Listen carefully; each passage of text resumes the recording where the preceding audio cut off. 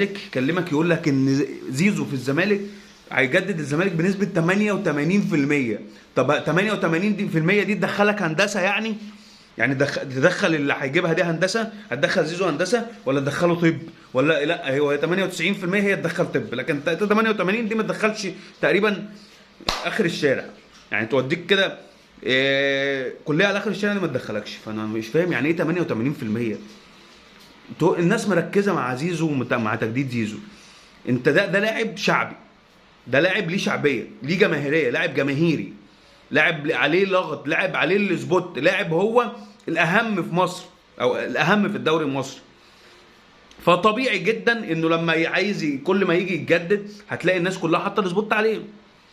بالتالي انت نادي برضه شعبي ونادي جماهيري، وبتقعد تطلع تتكلم في اي حاجه تخص النادي الاهلي.